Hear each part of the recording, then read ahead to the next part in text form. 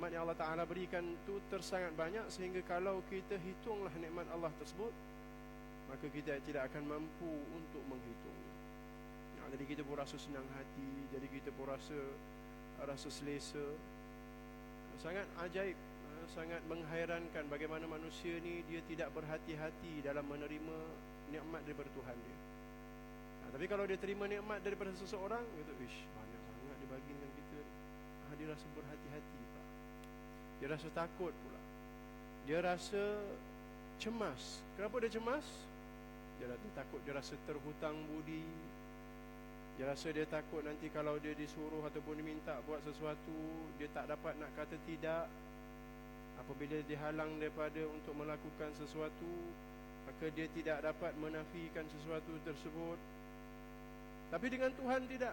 Dengan Tuhan kita terima aja, senang hati, gembira. Bahkan bukan sahaja kita ni terima, kita rasa tak cukup pula apa yang Tuhan bagi pada kita. Minta-minta pula. Ataupun sekarang dia jadi trend apa, kata menekan-nekan dia ni. Minta sampai menekan-nekan. Kata, ya Allah, tak cukup ni, tak cukup, kata. Tak cukup, memanjang, kata. Meminta dengan Allah Subhanahu Wa Taala. Sedangkan di hujung ayat tersebut, innallaha laghafurur rahim, sesungguhnya Allah Taala ni Maha pengampun, lagi Maha mengasihani. Jadi sepatutnya ayat ni buat kita rasa apa? Buat kita rasa nak minta ampun dengan Allah Subhanahu Wa Taala. Ayat ni sepatutnya buat kita rasa kita nak minta belas kasihan daripada Allah Subhanahu Wa Taala. Sebab apa kita nak minta ampun dengan Allah Subhanahu Wa Taala? Sebab sepatutnya kita sedar sebagai orang yang menerima nikmat daripada Allah Subhanahu Wa Taala, kita sepatutnya sedar, sepatutnya kita insaf bahawa Allah Ta'ala beri kepada kita nikmat tersebut bukan percuma. Kita ni suka sangat benda percuma. Padahal atas muka bumi ni tak ada perkara pun yang percuma. Apa yang Allah Ta'ala berikan kepada kita tu bukanlah percuma. Apa yang Allah Ta'ala berikan kepada kita tu dituntut untuk kita syukuri tiap satu daripada nikmat tersebut. Sedangkan apa yang Allah Ta'ala firman tadi, jika kamu hitung nikmat Allah Ta'ala, jika terlintas dalam fikiran kamu, jika adalah terdetik dalam hati kamu ni nak hitung nikmat Allah, nescaya kamu tak mampu untuk hitung. Nak hitung pun tak mampu. Cuba kita tanya diri kita, mampu tak kita nak syukur semua nikmat Allah Subhanahu Wa Taala? Nak hitung pun kita tak mampu. Tak mampu kita nak syukur semua nikmat Allah Subhanahu Wa Taala. Maka kita minta ampun dengan Allah Subhanahu Wa Taala. Ya Allah, aku minta ampun. Sebab apa? Sebab aku tak mampu untuk mensyukuri semua nikmat yang kau berikan kepada aku. Ya Allah, aku minta belas kasihanmu ya Allah. Umur aku ni tak cukup panjang, kudrat aku ni tak cukup kuat untuk menghitung nikmat yang kau telah berikan kepada aku, untuk mensyukuri nikmat yang telah engkau berikan kepada aku. Tanya pula diri kita sendiri, apa yang kita faham tentang bersyukur? Adakah kita selama ni hidup dalam keadaan bersyukur ataupun dalam keadaan kita tidak bersyukur dengan nikmat Allah Subhanahu Wa Taala? Jangan pernah kita rasa selesa kita tidak bersyukur dengan nikmat Allah. Jangan pernah rasa selesa kita belum bersyukur dengan nikmat Allah. Sebab ayat yang kedua yang saya bacakan tadi, Allah Ta'ala rakam dalam Al-Quran, ada dua sahaja cara kita berinteraksi dengan nikmat Allah Subhanahu Wa Taala. Yang pertama, sama ada kita syukur, nescaya Allah Ta'ala tambah nikmat tersebut. Yang kedua, kita kufur, yakni Allah Ta'ala janjikan, Allah Ta'ala ingatkan kepada kita, inna azabi lasyadid, sesungguhnya azabku bersangatan pedih. Tuan-tuan pernah tak terfikir kenapa Allah Ta'ala ingatkan? Untuk orang yang tidak bersyukur, untuk orang yang kufur dengan nikmat Allah Ta'ala, Allah Ta'ala kata apa? Inna azabi lasyadid, sesungguhnya azabku bersangatan pedih. Macam tak ada apa je, macam relax je kan. Apa kaitan dia dengan ayat yang sebelum tu? Sebelum tu Allah Ta'ala kata, kalau kamu bersyukur, nescaya aku tambah.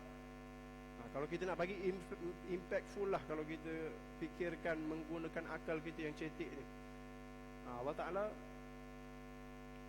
ataupun kita ni perlu dengar ataupun perlu disampaikan, jika kita kufur dengan nikmat Allah Ta'ala, nescaya aku kurangkan nikmat tersebut.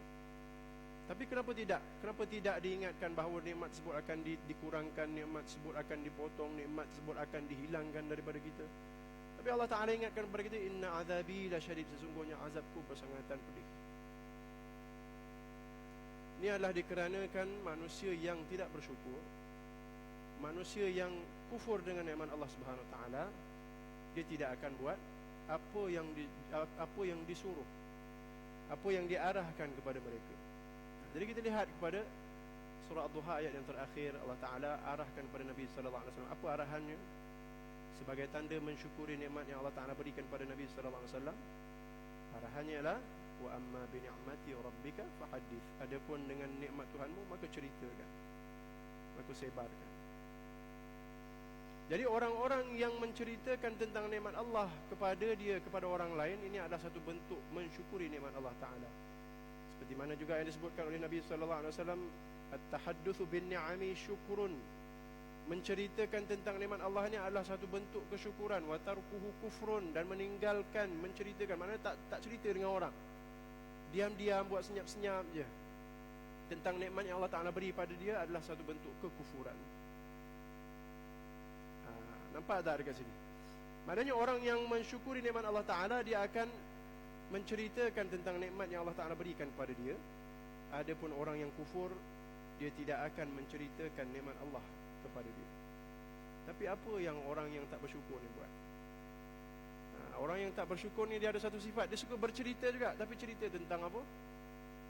Cerita tentang apa yang Allah Ta'ala tak bagi kepada dia. Dia suka bercerita, cerita tentang apa yang Allah Ta'ala tak bagi kepada dia. Aku bulan ni begini begitu, aku tahun ni raya begini begitu. Ada saja yang nak dikomplain. Jadi komplain ni adalah salah satu sifat bagi orang yang kufur dengan nikmat Allah Subhanahu Wa Taala.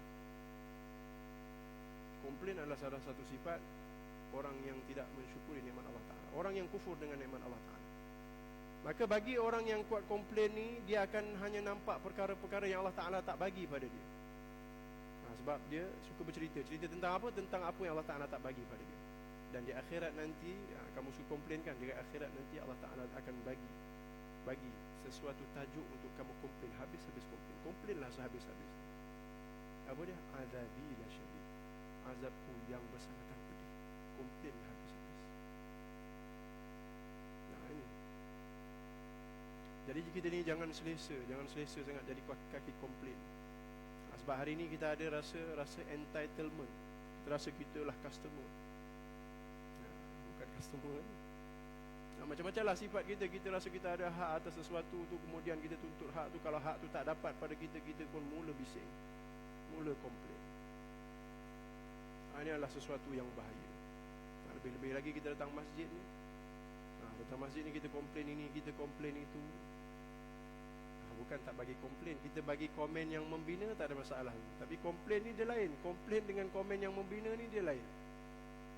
Komplain ni dia asal dia nampak sesuatu tu kurang je, dia akan mula bercakap tanpa dia unjurkan solusi. Kadang-kadang ada juga yang jenis unjurkan solusi, tapi dia cakap je, cakap pandai lah. Bagi solusi apa tu je, macam ni, macam itu. Bila time suruh dia, abang buatlah, tak nak pula.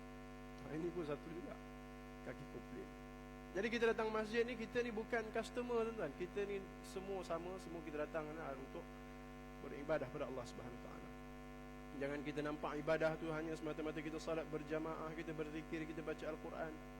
Kita nampak sesuatu yang tak kena pada masjid kita, kita terus usahakan untuk merubah keadaan tersebut, juga adalah ibadah.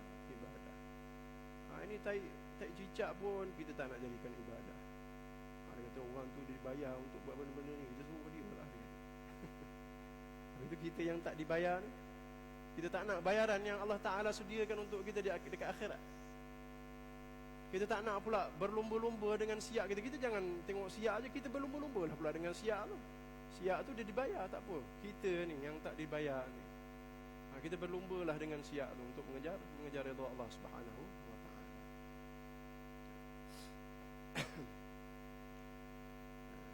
Jadi apa yang dikatakan dengan bersyukur, seperti mana yang disebut oleh Syekh Junaid Al-Baghdadi, yakni bahawa kamu gunakan nikmat Allah Ta'ala ke jalan yang Allah Ta'ala redha. Yakni kamu meninggalkan bermaksiat menggunakan nikmat Allah Subhanahu Wa Ta'ala. Ataupun seperti mana yang disebutkan oleh Syekh Ramadan Al-Buti, yakni kamu menggunakan nikmat Allah Ta'ala ke jalan yang Allah Ta'ala redha. Barulah kita dinamakan sebagai hamba yang bersyukur dengan nikmat Allah. Dan jangan pandang remeh, jangan pandang kecil tentang tahadduts bin ni'am, bercerita tentang nikmat Allah Subhanahu Wa Ta'ala. Cukuplah tuan-tuan, cukup penat dah. Cukup penat apa? Cukup penat dah kita buka media sosial kita tu penuh dengan komplain, penuh dengan cerita. Cerita apa? Cerita apa Allah Ta'ala tak bagi dekat kita. Tak malu ke kita tuan-tuan? Malu ke tak malu? Kita ni cerita tentang apa Allah Ta'ala tak bagi pada kita. Rumah tangga aku begini begitu, suami aku begini begitu, isteri aku begini begitu, ekonomi aku begini begitu. Itu belum cerita harga minyaknya. Itu tak payah cerita. Komplain aja. Jadi kita tanamkan dalam diri kita, kita tanamkan dalam anak-anak kita, yang ini bercerita tentang nikmat yang Allah Ta'ala beri pada kita. Supaya apa? Supaya media sosial kita tu penuh dengan perkara-perkara yang Allah Ta'ala redha, cerita tentang apa yang Allah Ta'ala beri pada kita. Barulah dia jadi satu yang mensyukuri nikmat Allah Subhanahu wa Ta'ala. Jadi insya-Allah untuk malam ni kita sambung. Sepatutnya kuliah disampaikan oleh Ustaz Azman, tapi tak apa, Ustaz Azman tak ada. Kita sambung kitab kita Al-Jawahirul Kalamiyah fi Idahil Aqidatil Islamiyah bagi Syekh Tahir bin Salih Al-Jazairi. ثم قال المؤلف رحمه الله ونفعنا به وبعلومه في الدارين آمين آمين يا رب العالمين. السؤال: أخبرني عن الصفات المستحيلة التي لا يتصف بها المولى سبحانه وتعالى. Jadi soalan yang diajukan, yakni ceritakan kepadaku tentang sifat-sifat yang mustahil, yang tidak bersifat Allah Subhanahu wa Ta'ala dengannya. Yani kita baru sahaja habis membicarakan tentang sifat-sifat yang wajib bagi Allah Subhanahu wa Ta'ala. Jadi ingat, bila kita cerita tentang wajib, bukan wajib taklifi. Sekira-kiranya Allah Ta'ala tak bersifat dengan sifat tu, Allah Ta'ala berdosa. Bukan. Ini adalah wajib akli. Wajib akli ni adalah akal kita yang menghukumkan sesuatu perkara tersebut, sama ada perkara tersebut mesti ada ataupun mesti tak ada, ataupun boleh ada boleh tak ada.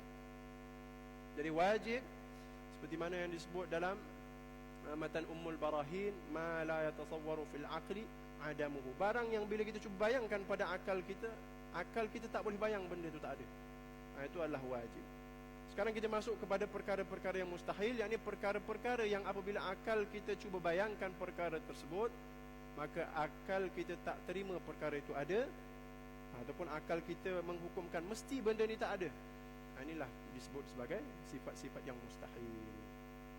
Sifat-sifat yang mustahil yang mana Allah Subhanahu wa Ta'ala tidak bersifat dengan sifat-sifat tersebut. Al-jawab: as-sifatul mustahilatu fi haqqi Maula Ta'ala, yakni sifat-sifat yang mustahil pada hak Allah Subhanahu wa Ta'ala, ayyallati la yumkinu an yattasifa biha. Yakni apa maksud mustahil? Mustahil maksudnya allati la yumkinu an yattasifa biha, yakni tak mungkin Allah Subhanahu wa Ta'ala bersifat dengan sifat-sifat ini. Itu maksud dia sebagai sifat-sifat mustahil. Sifat-sifat yang tak mungkin Allah Ta'ala bersifat dengan sifat-sifat ini. Jadi apa dia? Hiya al-adamu. Adam maksudnya tidak wujud, tak ada ataupun tak wujud. Mustahil Allah Subhanahu wa Ta'ala tidak wujud. Macam mana kita cuba bayangkan pada akal kita, cuba bayangkan dunia ini ada tanpa ada Allah Subhanahu wa Ta'ala, tanpa ada Tuhan. Jadi bagaimana mungkin wujud makhluk, bagaimana mungkin wujud al-hadithat, al-hawadith, melainkan dengan ada Allah Subhanahu wa Ta'ala, dengan ada Tuhan yang mengadakan. Kemudian al-huduthu, mustahil Allah Subhanahu wa Ta'ala bersifat dengan huduth. Huduth ni baharu. Mustahil Allah Subhanahu wa Ta'ala bersifat dengan baharu. Kalau Allah Ta'ala baharu, mesti ada yang membaharukan dia. Sebab itu kalau kita tengok dalam kitab yang lebih panjang, kalau akal kita tidak terima Allah Subhanahu wa Ta'ala itu bersifat dengan qidam, kita ada dua sahaja option. Sama ada tasalsul ataupun daur ataupun tasalsul. Daur ni maksudnya kita tak terima, kalau kita tak terima Allah Ta'ala bersifat dengan qidam, kita tak terima sesuatu yang bersifat dengan sedia kala. Maknanya kita tinggal dua sahaja option, daur dan juga tasalsul. Itu nanti kita boleh lihat dalam perbahasan yang lebih panjang. Kemudian al-fana, mustahil Allah Subhanahu wa Ta'ala ni fana, yakni Allah Subhanahu wa Ta'ala ni fana, tidak kekal ataupun binasa. Allah Ta'ala tidak binasa. Ini huduth menafikan Allah Subhanahu wa Ta'ala maknanya kita menafikan Allah Subhanahu Wa Taala itu ada permulaan di awalnya, dan pada sifat fana kita menafikan Allah Subhanahu Wa Taala ada pengakhiran pada wujud Allah Subhanahu Wa Taala. Wal mumatsalatu lil hawadits, dan juga mustahil Allah Subhanahu Wa Taala bersifat dengan serupa dengan makhluk. Ini juga mustahil Allah Subhanahu Wa Taala bersifat serupa dengan makhluk. Sama ada serupa pada zatnya, ataupun serupa pada sifatnya, ataupun serupa pada af'alnya. Wal ihtiyaju li ghairihi subhanahu wa ta'ala, dan mustahil Allah Subhanahu wa ta'ala bersifat dengan berhajat, perlu. Allah Ta'ala berhajat, ataupun Allah Ta'ala perlu, ataupun Allah Ta'ala mengambil faedah. Ini semua mustahil bagi hak Allah Subhanahu wa ta'ala. Wa wujudu syariki wal ajzu, dan mustahil Allah Subhanahu wa ta'ala ni bersifat dengan wujud syarik, yakni wujud sesuatu yang menyamai ataupun menyerupai Allah Subhanahu Wa Taala. Wujud bagi Allah Subhanahu Wa Taala itu sekutu baginya. Ini juga mustahil. Wal ajzu, dan mustahil Allah Subhanahu Wa Taala bersifat dengan lemah. Wal karahiyatu, dan mustahil Allah Subhanahu Wa Taala bersifat dengan benci ataupun tidak. Maknanya ai wuqu'u syai'in bighairi iradatihi, berlaku sesuatu dengan tanpa kehendak daripada Allah Subhanahu Wa Taala. Sesuatu itu berlaku di luar kehendak Allah Subhanahu Wa Taala. Wal jahlu, dan jahil, wa ashbahu dzalik, dan apa-apa yang menyerupai demikian. Wa inna mastahala ittisafuhu biha li'annaha sifatun nuqsan. Jadi kenapa Allah Subhanahu Wa Taala ni pada akal kita hukumkan mustahil Allah Taala bersifat dengan sifat-sifat ini? Kerana sifat-sifat yang kita bacakan tadi adalah sifat-sifat kekurangan.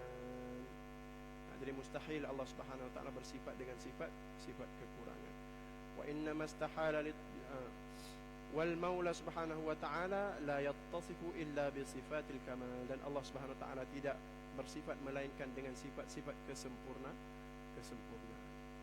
Jadi apa-apa sahaja yang terlintas pada fikiran kita yang sifat itu adalah sifat kekurangan, maka itu adalah mustahil berlaku pada zat Allah Subhanahu Wa Taala. Allah Subhanahu Wa Taala tidak bersifat dengan sifat-sifat sedemikian.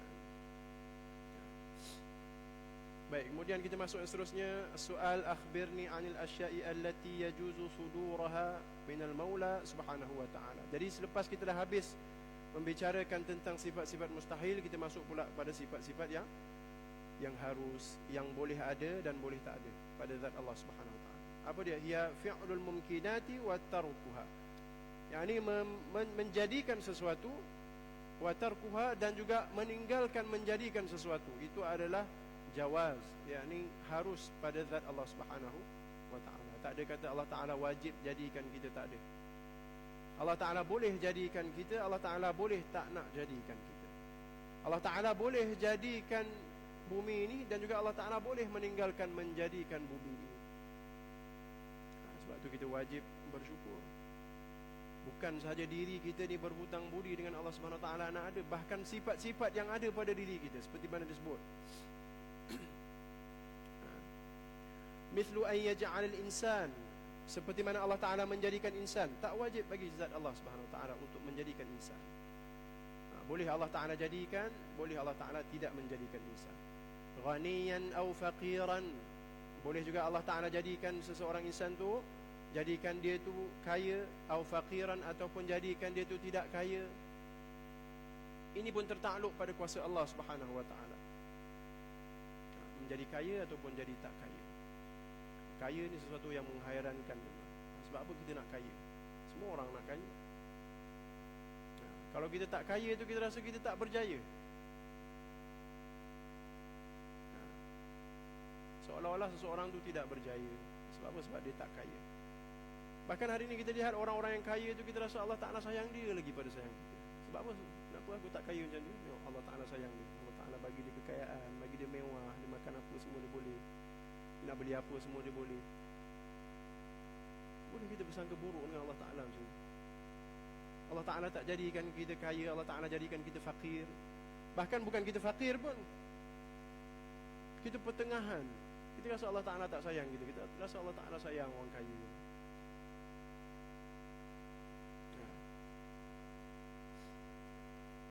sesuatu yang kita tidak. Sebab apa? Sebab itulah apa yang nafsu kita nampak, itu yang kita ukur sebagai kejayaan. Bahkan itulah setiap kali kita nasihat pada anak-anak kita, biar besar nanti berjaya. Berjaya macam mana yang kita maksud ni? Jadi orang kaya. Kalau tak kaya, tak berjaya. Bahkan kita ni, kadang-kadang kita rasa disebabkan kita ni tak mampu untuk membeli rumah seperti mana yang kita hendak, kita rasa kita miskin. Kita tak dapat nak makan seperti mana apa yang kita nak makan, kita rasa kita miskin. Kita rasa kita tak berjaya. Kita tak dapat nak pakai kereta idaman, kita rasa kita tak berjaya. Bukan saja itu, kita rasa kita pergi hospital kerajaan pun kita rasa kita tak berjaya lah. Kita tak mampu lah nak pergi hospital swasta. Kita hospital swasta mahal. Kita yang tak berjaya ni pergi hospital kerajaan aja lah. Pergi hospital kerajaan pun kita rasa kita tak berjaya. Sebenarnya apa yang kita nak dengan kejayaan tersebut? Kita nak mudah, kita nak senang, kita nak hidup kita selesa. Adakah seperti itu kehidupan Nabi sallallahu alaihi wasallam? Kita tanya diri kita, adakah itu seperti itu kehidupan Nabi sallallahu alaihi wasallam? Adakah Nabi sallallahu alaihi wasallam tu mendapatkan makamnya yang tertinggi dengan kesenangan? Dimanjakan oleh Allah Subhanahu wa taala, diberikan keselesaan oleh Allah Subhanahu wa taala, dijadikan Nabi sallallahu alaihi wasallam tu orang yang kaya raya. Bahkan kalau kita lihat bagaimana Nabi sallallahu alaihi wasallam apabila nak ditukarkan tempat tidur je nak ditukarkan. Daripada tidur beralaskan pelepah tamar kepada beralaskan sesuatu yang lebih selesa, ditolak oleh baginda Nabi sallallahu alaihi wasallam. Bukan guna duit Nabi sallallahu alaihi wasallam. Bagaimana itu menggambarkan Nabi sallallahu alaihi wasallam menjadikan kehidupan dia ni jauh daripada selesa. Kita bukankan katil kita tu dah sedap dah, nak banding katil kita dengan pelepah tamar Nabi sallallahu alaihi wasallam, katil kita lagi selesa. Itu pun kita rasa Tuhan tak sayang kita. Itu pun kita rasa kita gagal, kita tak berjaya. Kita kenapa, tuan-tuan? Itu sepatutnya sedar bagaimana Nabi sallallahu alaihi wasallam juga bersabda, "Ad-dunya sijnun lil mu'minin." Dunia ni adalah penjara bagi orang-orang mukmin. Tanya diri kita rasa tak dunia kita ni penjara bagi kita? Kita vision tak dunia kita ni supaya rasa seperti penjara bagi kita? Kita tak nak. Tak ada siapa nak hidup dalam penjara. Tak ada siapa nak hidupnya tidak selesa. Tak ada siapa nak hidupnya tidak senang. Bahkan kalau kita lihat bagaimana kehidupan Nabi sallallahu alaihi wasallam, Nabi sallallahu alaihi wasallam diberikan makamnya yang tertinggi dikarenakan Nabi sallallahu alaihi wasallam bersabar dengan apa? Dengan kesusahan, dengan kepayahan yang Allah Subhanahu wa taala berikan pada Nabi sallallahu alaihi wasallam. Itu Allah sayang. Hidup susah, hidup penuh ujian. Sebab itu juga nabi-nabi, para rasul ulul azmi yang 5 diberikan kelebihan, diberikan makam yang tinggi dikarenakan apa? Dikarenakan keazaman mereka, kesabaran mereka, ketabahan mereka menghadapi kesusahan, kepayahan. Bukan sebab hidup selesa Tuhan sayang, dia rasa hidup senang Tuhan sayang. Kadang-kadang kita siap minta resepi pula kan. Nampak orang ni dapat lebih hebat pada kita kan. Macam mana ya? Macam mana kamu dapat bagian-bagian? Kita rasa Tuhan lagi sayang dia kan. Kita kena ubah cara fikir kita.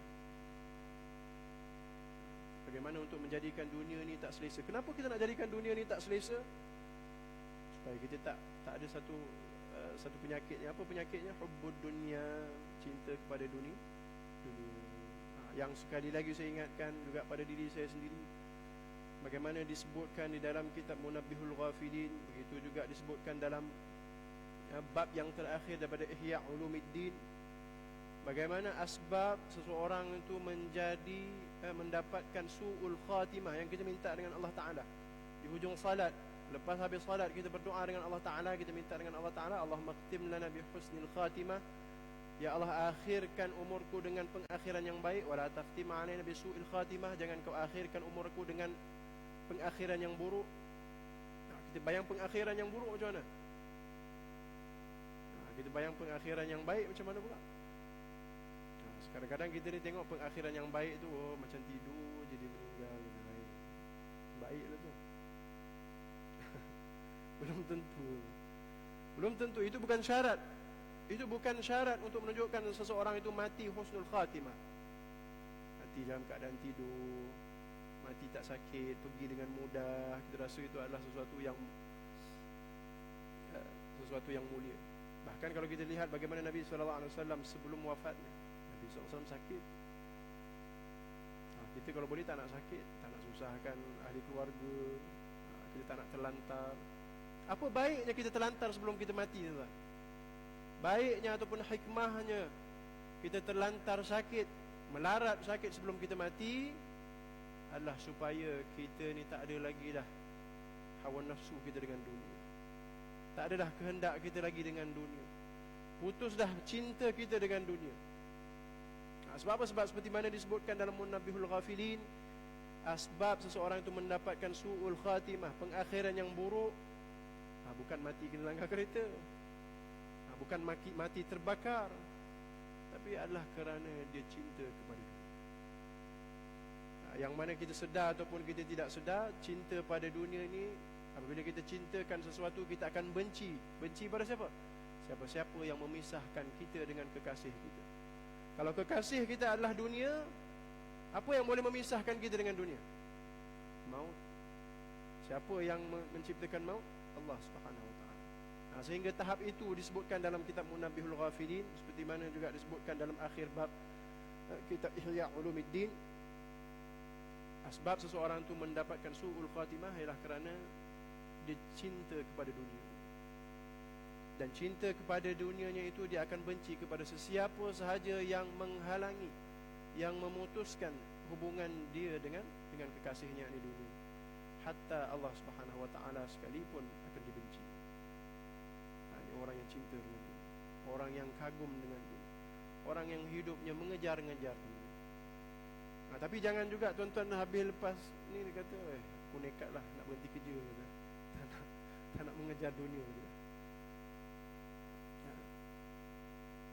Juga disebutkan oleh Nabi sallallahu alaihi wasallam, man talaba ad-dunya isti'fafan 'anil mas'alah wa sa'yan 'ala ahlihi wa ta'attufan 'ala jarihi jaa'a yaumal qiyamah kal qamari lailatal badr.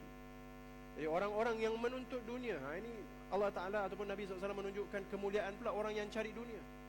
Tapi cari dunia untuk apa? Apa yang membezakan orang yang cari dunia demi dunia dengan orang tersebut? Barang siapa yang menuntut dunia, mencari dunia, mengejar dunia, kerana apa? Kerana menjaga dirinya daripada menjadi masalah pada orang lain. Yalah, kalau kita tak kerja, kita akan jadi masalah pada orang lain. Kita akan jadi masalah pada masyarakat, kita akan jadi masalah kepada adik-beradik kita, kita akan jadi masalah pula kepada mak ayah kita, ataupun jadi masalah pula pada anak-anak kita.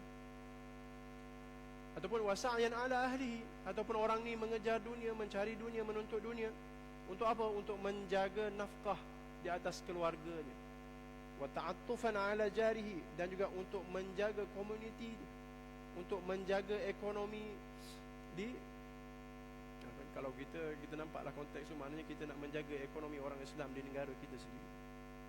Jaa'a yaumal qiyamah, dia akan datang pada hari kiamat. Keadaan apa? Kal qamari, seperti mana bulan purnama, lailatul badri, pada malam 15, malam 14, malam 16, bulan penuh. Maknanya Nabi SAW menunjukkan kemuliaan orang yang cari dunia. Cari dunia untuk apa? Bukan untuk selesa. Cari dunia untuk apa? Bukan untuk kaya. Cari dunia untuk apa? Bukan untuk mewah. Tapi mencari dunia kerana apa? Menjaga dirinya daripada menjadi masalah pada orang lain. Mencari dunia kerana menafkahi keluarganya. Mencari dunia kerana menjaga ekonomi masyarakatnya. Dia akan datang pada hari kiamat seperti mana bulan purnama pada malam 15. Malam 15 bulan penuh. Menunjukkan satu kemuliaan. Tapi ingat, apa niat dia? Niat dia keluar kerana 3 tadi tu. Yang pertama, kerana nak mengelakkan dirinya menjadi punca masalah pada orang lain. Yang kedua, kerana menafkahi keluarganya. Dan yang ketiga, untuk ta'atufan ala jarihi, menjaga ekonomi masyarakat. ta'atufan ala jarihi ni jangan lupa juga untuk kita membantu jiran-jiran kita yang miskin. Dia nampaknya untuk memegahkan ekonomi orang Melayu ni kan, lama dia tumpukkan harta. Ini pun tak jadi juga. Biar kita jadi orang kaya juga kita, seperti mana Nabi SAW. Nabi SAW bukan orang miskin, ingat tuan-tuan, orang kaya. Nabi SAW kekayaannya tak singgah di rumahnya, melainkan habis dibelanjakan ke jalan Allah Subhanahu wa ta'ala. Sebab itulah, sebab itu jugalah tak ramai orang kaya yang nak jadikan Nabi SAW ni sebagai idola. Kita kalau tanya idola orang kaya, kalau kita duduk dalam geng-geng orang kaya, dia ada jawapannya. Kalau luar masjid lah, dalam masjid dia ada versi dalam masjid lah. Kalau kat luar masjid kita akan dengar lah Warren Buffett lah, orang ini lah, orang itu lah, orang barat, orang Jepun, orang ini. Bila dalam masjid, dia juga ada kata Abdul Rahman bin Auf, dia kata, kenapa bukan Nabi SAW? Nabi SAW ni tak syok lah, hidup tak mewah lah, hidup tak selesa lah, tak boleh nak action. Itu. Jadi kita jadikan Nabi SAW tu sebagai idola kita. Ini jangan kita jadi orang kaya yang ni pula, kita bangga pula kita boleh lari daripada, macam mana ya kita nak kurangkan daripada membayar zakat, dia kata. Ini jangan. Jadi insyaAllah kita bagi dalam keadaan.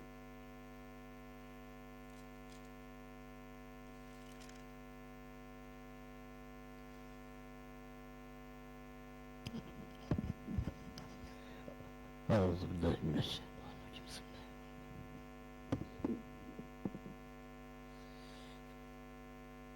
الله أكبر.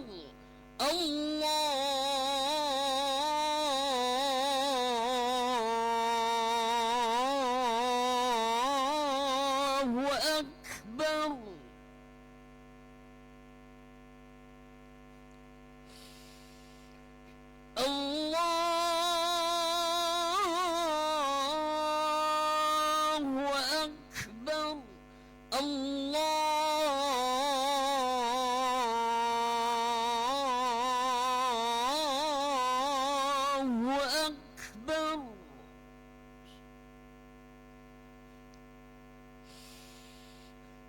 أشهد أن لا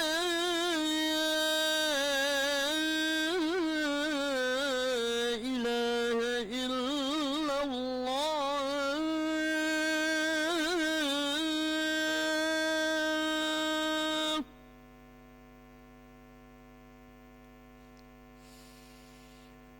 أشهد أن لا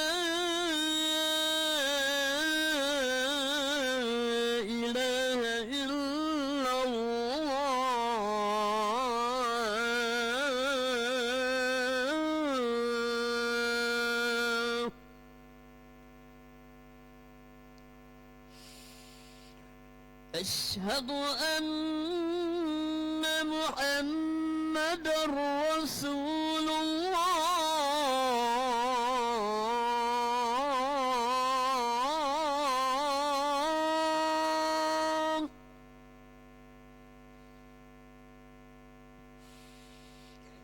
أشهد أن محمدًا رسول الله.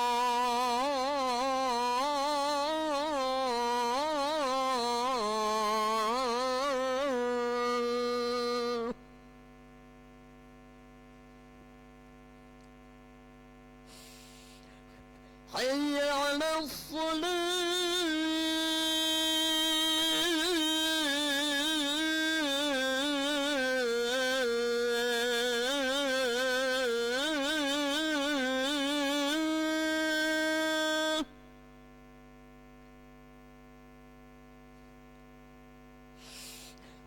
حي على الصلاة.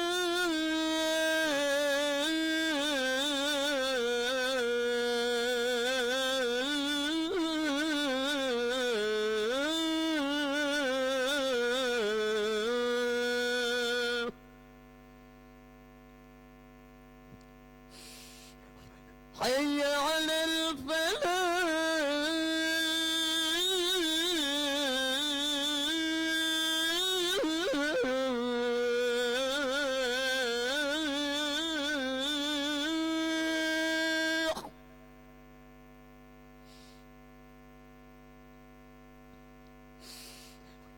حي على الفلاح.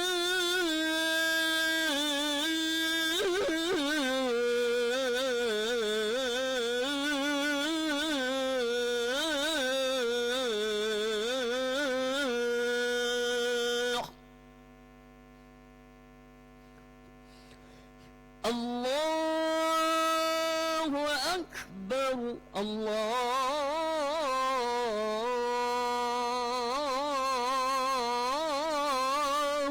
أكبر.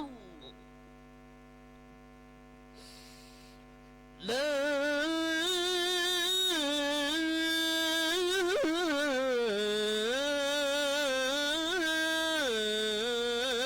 إله إلا الله.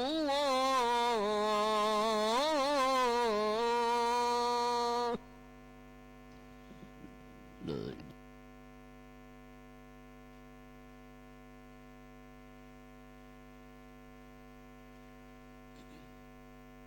Baik. Jadi antara ini jadi sifat yang harus bagi zat Allah Subhanahu Wa Taala, yakni lah melakukan, menjadikan sesuatu ataupun meninggalkan daripada menjadikan sesuatu. Misalnya adalah Allah Taala menjadikan seseorang insan, sama ada dia kaya ataupun miskin, sahihan atau saqiman, sama ada dia sihat ataupun dia sakit, wa ashbaha dzalik, ataupun yang serupa dengan demikian. Jadi tak nak lagi dah bila kita rasa sakit, seolah-olah kita rasa Allah Ta'ala benci kita. Bila kita rasa sihat, baru kita rasa Allah Ta'ala sayang kita. Bila kita miskin, kita rasa Allah Ta'ala tak sayang kita. Bukan miskin je. Selama mana Allah Ta'ala tak puaskan nafsu kita yang nak pada dunia tu, selama tu kita rasa Allah Ta'ala tak sayang kita. Kita rasa Allah Ta'ala sayang orang kaya ni. Ini tak nak lagi dah.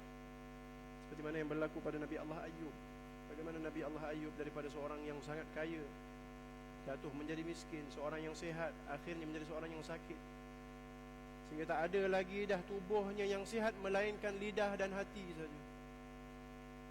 Nabi Allah Ayyub tak pernah sangka buruk dengan Allah Ta'ala. Ya Allah Ta'ala tak sayang aku, Allah Ta'ala benci aku. Tak ada. Kita ni yang tak jadi kaya pun kita rasa Allah Ta'ala tak sayang kita. Ini dia tuan-tuan.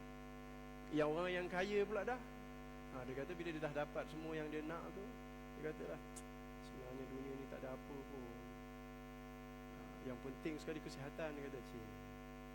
Ini tuan-tuan, manusia ni dia akan fokus pada apa yang kurang pada dia. Kalau yang kurang pada dia adalah kesihatan, dunia tak ada rasa apa.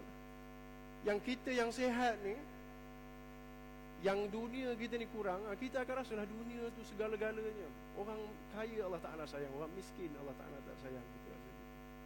Sebab tu tak hairan bagaimana tu TikTokers tu yang buat tattoo kat tangan. Orang tanya, apa?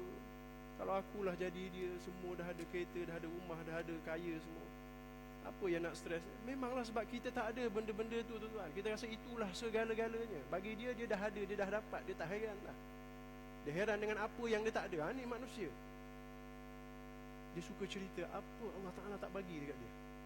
Allah Ta'ala bagi aku harta dunia, tapi Allah Ta'ala tak bagi aku ketenangan hati. Buat tattoo dekat tangan. Kita ni Allah Ta'ala bagi kesihatan, kita tak dapat rasa nikmat kesihatan. Kita rasa sihat. Alhamdulillah lah dia kata. Sehinggalah kita sakit baru kita tahu betapa besarnya nikmat kesihatan. Sebab itulah orang yang dah tua-tua, dia dah ada harta, baru dia tahu apa nikmat kesihatan. Kita pula orang yang ada ibu ayah, kita tak tahu apa nikmat ada ibu ayah sampai hari kita kehilangan ibu dan ayah, baru kita tahu. Ni manusia ni dia akan fokus pada apa yang dia tak ada. Ini ciri-ciri orang yang tak bersyukur dengan nikmat. Yang kemarin masa kita jemput Syekh Razak Al-Misri, saya terkejut sebab apa? Nampak dia dah kena stroke sebelah kanan kan. Tapi saya tanya dia nak korek lah bila start stroke ni, kata Alhamdulillah tak ada, tak keluar pada mulut dia melainkan cerita Alhamdulillah, Allah Ta'ala masih bagi dia nyawa, Allah Ta'ala masih bagi dia boleh berjalan, Allah Ta'ala masih boleh bagi dia datang ke majlis-majlis ilmu. Dia tak ada cerita pun bila dia kena ke, tak ada. Dia tak kisah, melainkan dia fokus pada apa yang Allah Ta'ala bagi. yang kita ni kena sangat berhati-hati.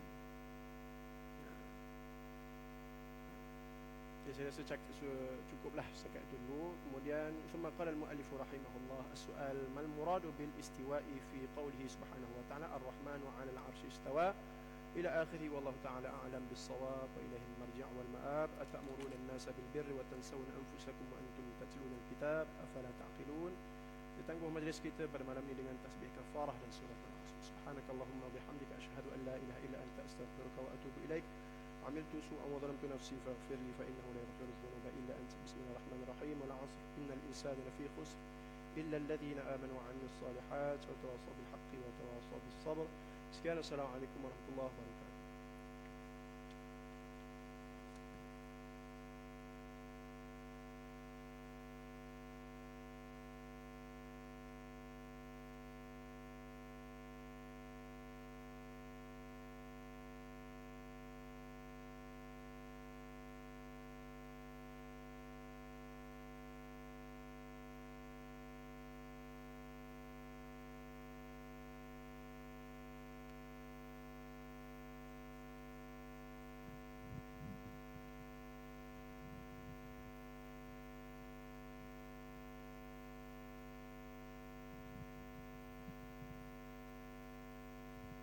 الله أكبر الله أكبر أشهد أن لا إله إلا الله أشهد أن محمدا رسول الله حي على الصلاة حي على الفلاح قد قامت الصلاة قد قامت الصلاة الله أكبر الله أكبر لا إله إلا الله.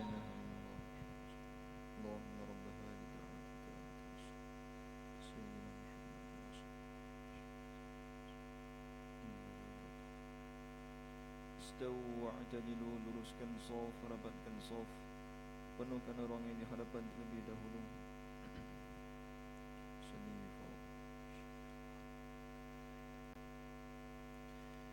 Allahu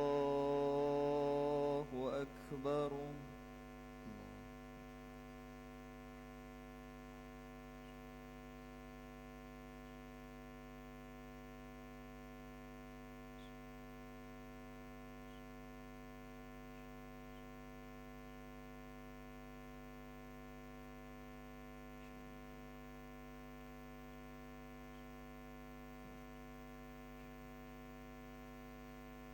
بسم الله الرحمن الرحيم الحمد لله رب العالمين الرحمن الرحيم مالك يوم الدين إياك نعبد وإياك نستعين اهدنا الصراط المستقيم صراط الذين أنعمت عليهم غير المغضوب عليهم ولا الضالين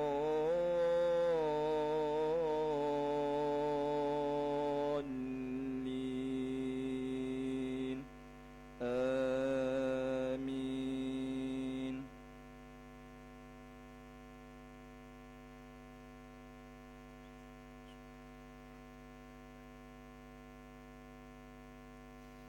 هو الذي أرسل رسوله بالهدى ودين الحق ليظهره على الدين كله ولو كره المشركون.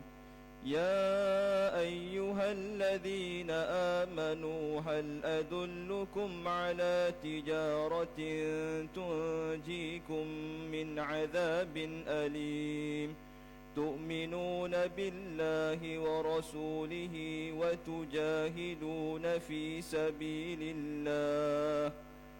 سبيل الله بأموالكم وأنفسكم ذلكم خير لكم إن كنتم تعلمون. يغفر لكم ذنوبكم ويدخلكم جنات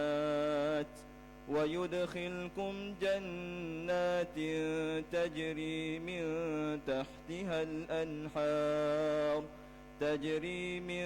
تحتها الأنهار ومساكن طيبة في جنات عدن ذلك الفوز العظيم. الله أكبر.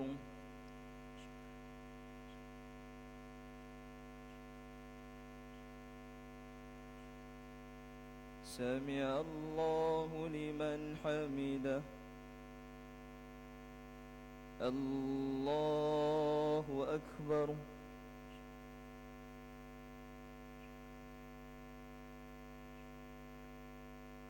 الله أكبر.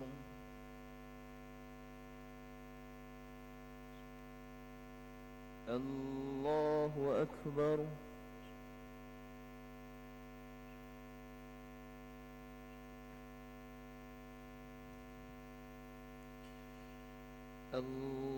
الله أكبر.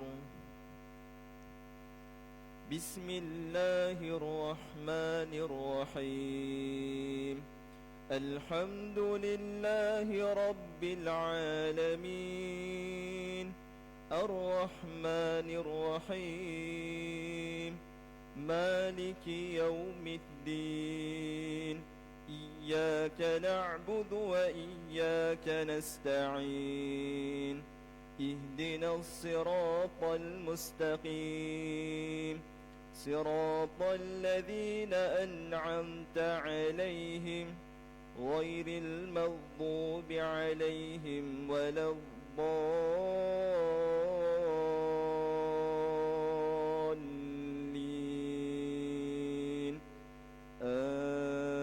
آمين.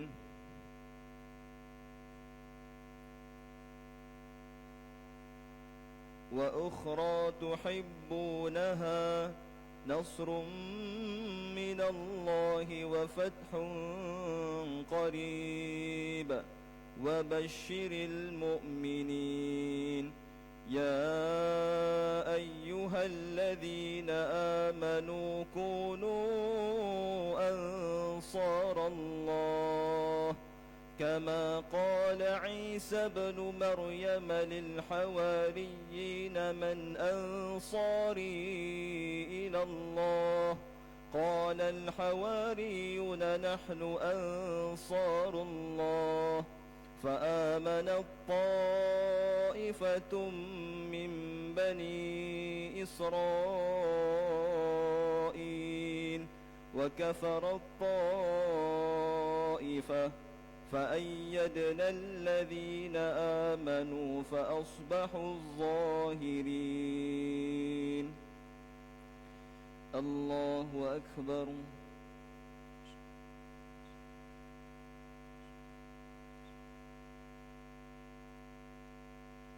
سمع الله لمن حمده. الله أكبر.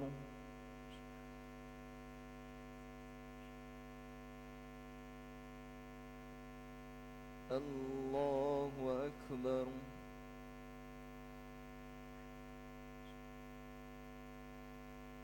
الله أكبر.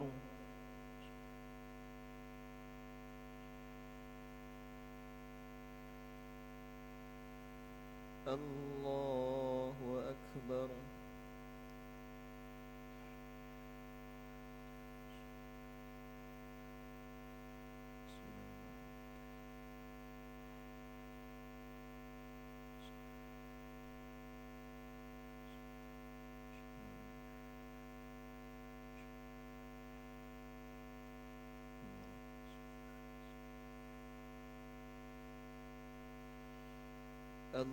الله أكبر.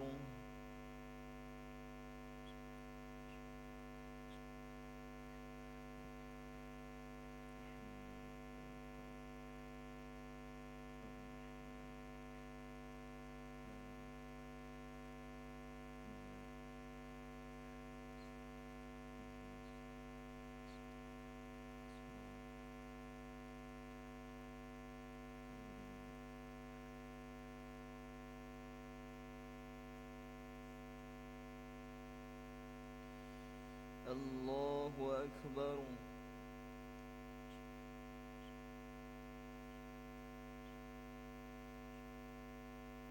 سمع الله لمن حمده. الله أكبر.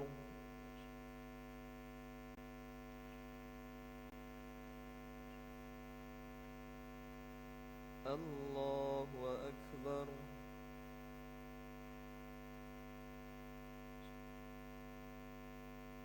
الله أكبر.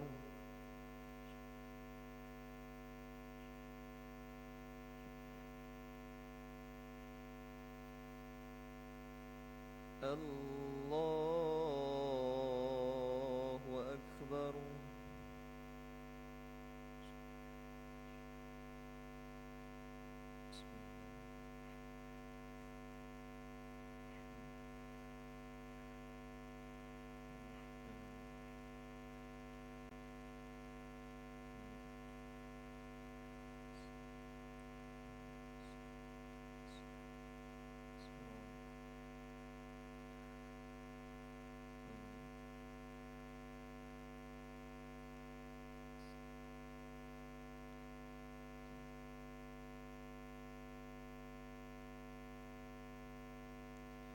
الله أكبر.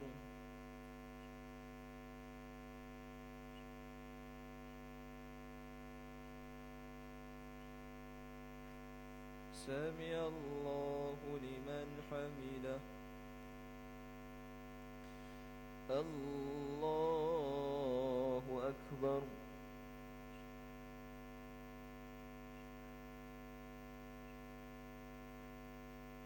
الله أكبر.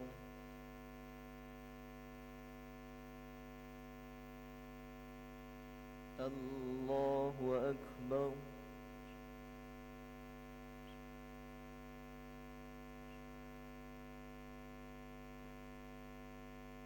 الله أكبر.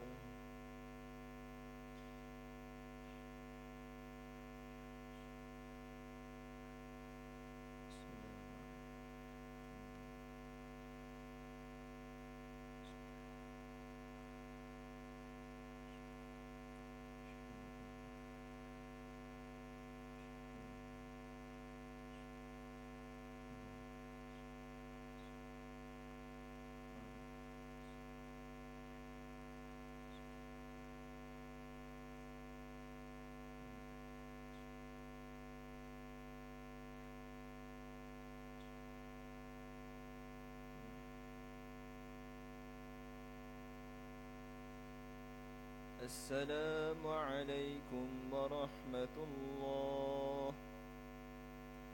السلام عليكم ورحمة الله. اللهم إني على ذكرك. أستغفر الله العظيم الذي لا إله إلا هو الحي القيوم وأتوب إليه. أستغفر الله العظيم الذي لا إله إلا هو الحي القيوم وأتوب إليه. أستغفر الله العظيم الذي لا إله إلا هو الحي القيوم وأتوب إليه. لا إله إلا الله وحده لا شريك له، له الملك وله الحمد يحيي ويميت وهو على كل شيء قدير.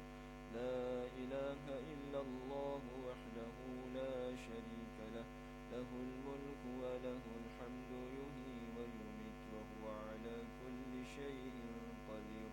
لا إله إلا الله وحده لا شريك له، له الملك وله الحمد يحيي ويميت وهو على كل شيء قدير. اللهم أجرنا من النار. اللهم أجرنا من النار. اللهم أجرنا من النار. اللهم أنت السلام ومنك السلام وإليك يعود السلام. حينا ربنا بالسلام ودخلنا الجنة دار السلام. تباركت ربنا وتعاليت يا ذا الجلال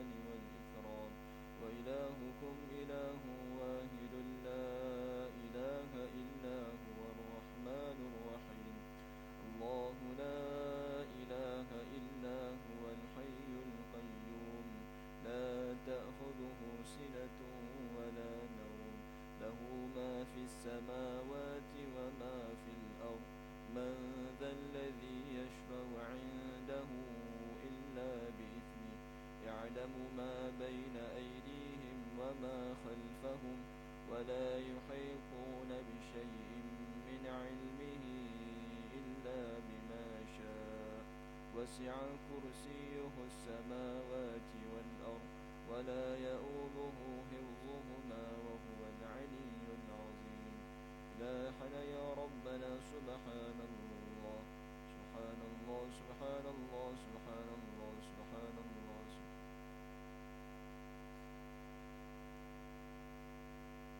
سبحان الله سبحان الله سبحان الله سبحان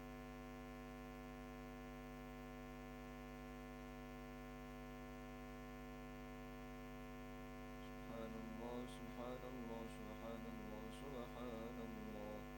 الحمد لله الحمد لله الحمد لله الحمد لله الحمد لله.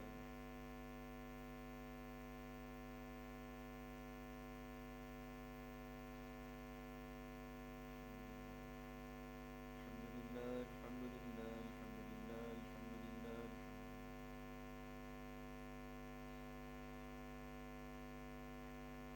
الحمد لله الحمد لله الحمد لله الحمد لله. الله أكبر الله أكبر الله أكبر الله أكبر الله أكبر.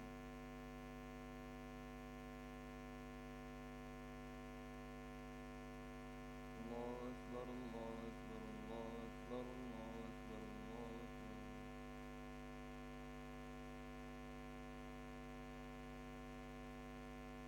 الله أكبر الله أكبر الله أكبر الله أكبر الله أكبر. الله أكبر كبيرا والحمد لله كثيرا وسبحان الله بكرة وأصيلا. لا إله إلا الله وحده لا شريك له له الملك وله الحمد يحيي ويميت وهو على كل شيء قدير. ولا حول ولا قوة إلا بالله العلي العظيم. أعوذ بالله من الشيطان الرجيم. بسم الله الرحمن الرحيم. الحمد لله رب العالمين والصلاة والسلام على أشرف الأنبياء والمرسلين وعلى آله وصحبه أجمعين. اللهم صل على سيدنا محمد وعلى آل سيدنا محمد. اللهم اغفر لنا ذنوبنا ولوالدينا وارحمهما كما ربونا صغارا. اللهم اغفر للمسلمين والمسلمات والمؤمنين والمؤمنات الأحياء منهم والأموات برحمتك يا أرحم الراحمين. اللهم ربنا ظلمنا أنفسنا وإن لم تغفر لنا وترحمنا لنكونن من الخاسرين. اللهم ربنا آتنا في الدنيا حسنة وفي الآخرة حسنة وقنا عذاب النار. وصلى الله على سيدنا محمد وعلى آله وصحبه وبارك وسلم والحمد لله رب العالمين. InsyaAllah tuan-tuan dan puan yang berkelapangan bersama-sama membacakan suratul Mulk.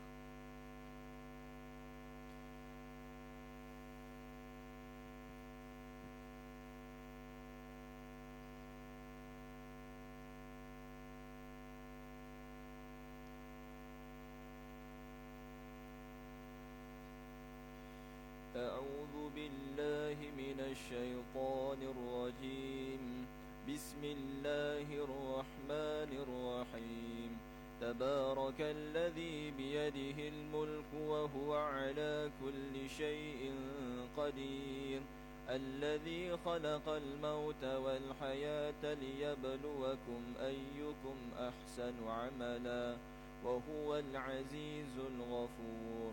الذي خلق 7 سماوات طباقا ما ترى في خلق الرحمن من تفاوت فارجع البصر هل ترى من فطور. ثم ارجع البصر كرتين ينقلب إليك البصر خاسئا وهو حسير.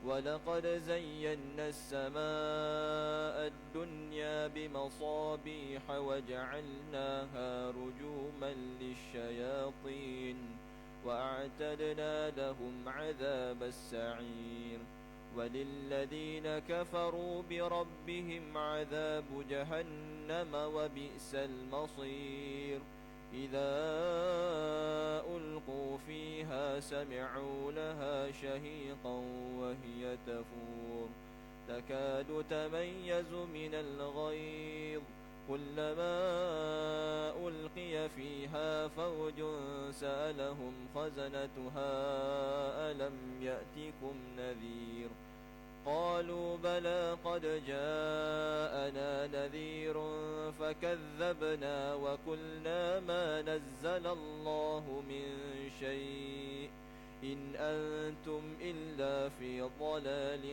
كبير وقالوا لو كنا نسمع أو نعقل ما كنا في أصحاب السعير فاعترفوا بذنبهم فسحقا لأصحاب السعير إن الذين يخشون ربهم بالغيب لهم مغفرة وأجر كبير وأسروا قولكم أو جهروا به إنه عليم بذات الصدور ألا يعلم من خلق وهو اللطيف الخبير هو الذي جعل لكم الأرض ذلولا فامشوا في مناكبها وكلوا من رزقه وإليه النشور أأمنتم من في السماء أن يخسف بكم الأرض فإذا هي تمور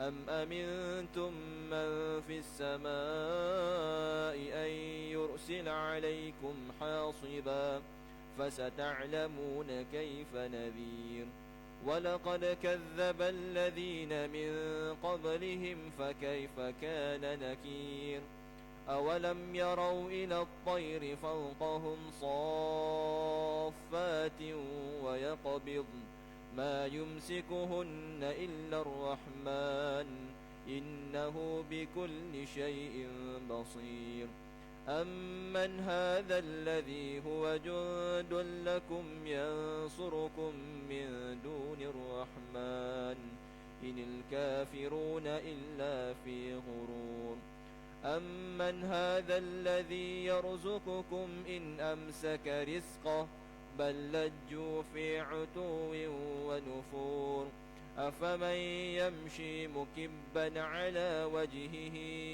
أهدى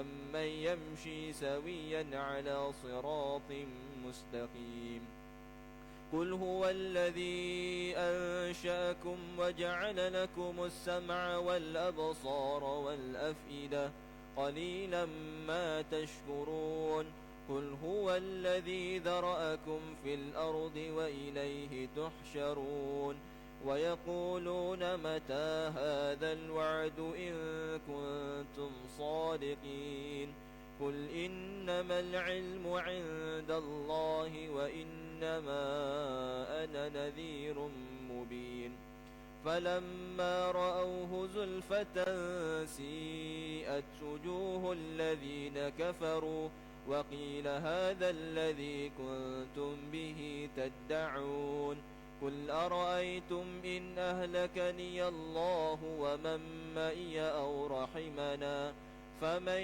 يجير الكافرين من عذاب أليم قل هو الرحمن آمنا به وعليه توكلنا فستعلمون من هو في ضلال مبين قل أرأيتم إن أصبح ماؤكم غورا فمن يأتيكم بماء معين صدق الله العظيم سبحان الله وبحمده سبحانك الله وبحمدك أشهد أن لا إله إلا أنت أستغفرك وأتوب إليك